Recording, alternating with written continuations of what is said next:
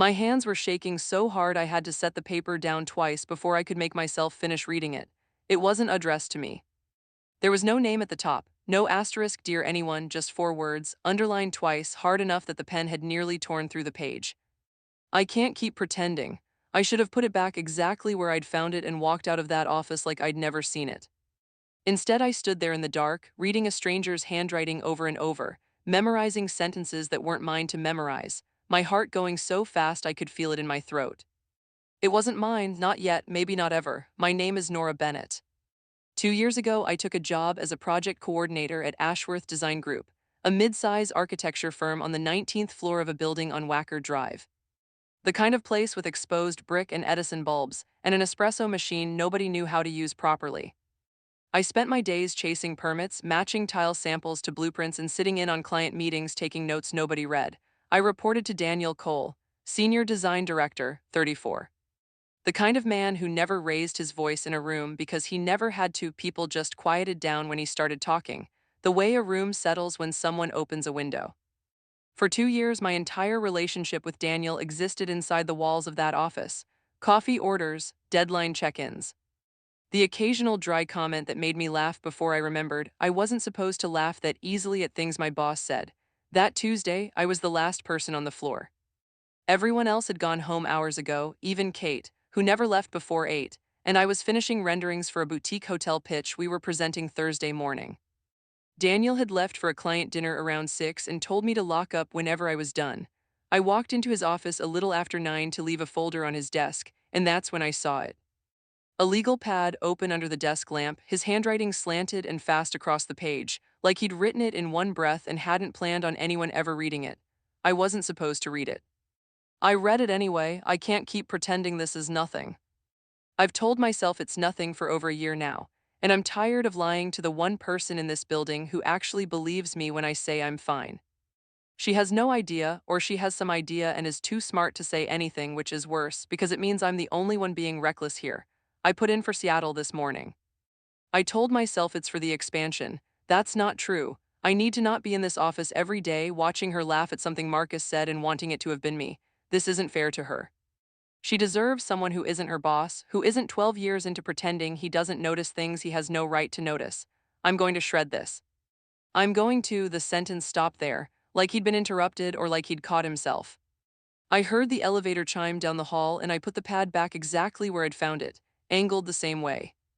And I was 3 feet from the door with my heart slamming against my ribs when Daniel walked back in, tie loosened, looking tired in a way that had nothing to do with the hotel pitch. "You're still here," he said, "finishing the renderings." My voice came out steadier than I felt. I was just dropping off I gestured at the folder on his desk, useless, like it explained anything. He looked at me for a second longer than he needed to. "You should go home, Nora."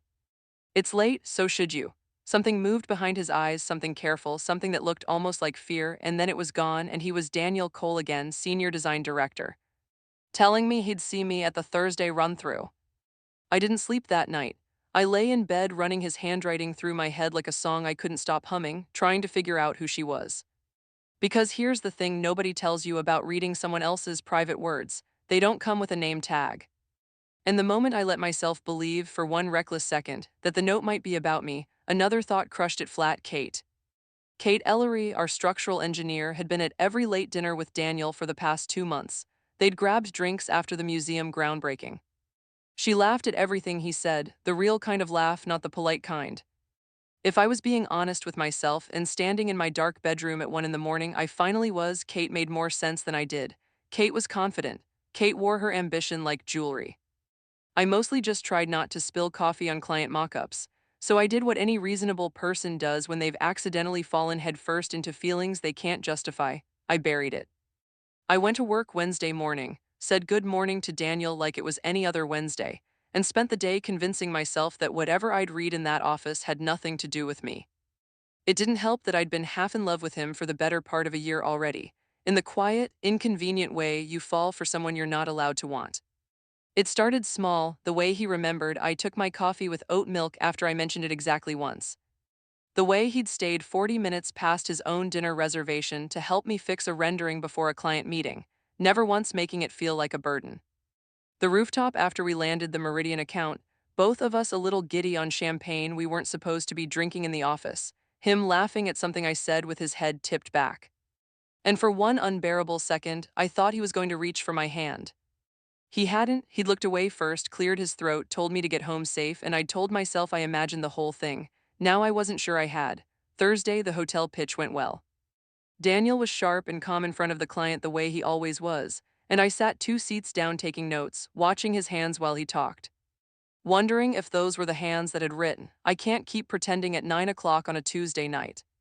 Afterward, in the elevator, it was just the two of us. "Good work on the renderings," he said, eyes on the floor numbers ticking down. "Thanks," I hesitated. "You seem distracted lately." I don't know why I said it. Maybe I wanted to see what he'd do with an opening. He almost smiled. "Do I? You put in for Seattle." I hadn't meant to say that either. It just came out sharp and sudden, and I watched his shoulders go rigid. "How do you know about Seattle?" Marcus mentioned it in passing. A lie, small, ugly, necessary. Daniel was quiet for a second. The elevator kept descending. "It's not finalized," he said finally. "It's just an option I'm looking at." "Why?" He looked at me, then really looked, in a way that made the elevator feel about 6 inches wide. "Because sometimes it's easier to leave than to explain why you should stay." The doors opened. He walked out first. I stood there another second before I remembered to follow him. That weekend, I told my best friend Priya everything. Sitting cross-legged on her kitchen floor with a bottle of wine between us because her dishwasher was broken, and somehow that felt relevant to the conversation. "You read his private notebook," Priya said. "And now you're spiraling because you don't know if he's in love with you or the structural engineer. When you say it like that, it sounds insane." "It is asterisk insane, Nora. You work for the man, I know. Do you actually know, though? Because you've had a crush on your boss for a year and now you've got a mystery note to fuel it, and I need you to hear how that sounds." She wasn't wrong. But she also hadn't seen his face in that elevator. There was more to the note, I admitted. He said she deserves someone who isn't her boss. He said this isn't fair to her. Priya set her wine glass down slowly. "Okay. That's not nothing. It could be about Kate. Do you actually believe that, or are you just protecting yourself in advance?" I didn't have an answer for that. I still don't think I did, 3 days later when everything changed. It happened on a Wednesday, 10 days after I'd read the note, in the supply closet down the hall from the drafting room, of all the unglamorous places for a life to turn sideways. I was digging through a box of old project files, cross-referencing permit numbers for the hotel job, when I found a second legal pad shoved behind a stack of binders, the same handwriting. The same slant, clearly torn from the same notebook I'd seen on his desk. This page had a date on it, 6 months ago, long before Seattle, long before Kate had ever joined a single late dinner. "Nora asked me today if I ever regret not staying in New York." I told her no, and it was true the second I said it, because staying meant I got to watch her defend her renderings to a room full of people twice her age without blinking. I keep telling myself this will pass. It hasn't passed. I don't think it's going to. I sat down on the floor of the supply closet, permit numbers forgotten, and read it again to make sure I hadn't imagined my own name. I hadn't. It wasn't Kate. It had never been Kate. 6 months ago, before Kate had joined a single one of those dinners, he'd already been sitting in his office writing my name onto a page he never meant anyone to see. I don't remember deciding to stand up. I just remember walking down the hallway toward his office with the paper still in my hand, my pulse so loud I could hear it over my own footsteps. Every rational thought I owned screaming at me to turn around, to think about this later. To not do the thing I was about to do in the middle of a Wednesday afternoon, with the whole office one wall away. His door was open. He was on the phone, and when he saw my face, he said something quick into the receiver and hung up without waiting for a reply. "Nora," I read the first one. I set the paper down on his desk, my hand not quite steady. "10 days ago in your office."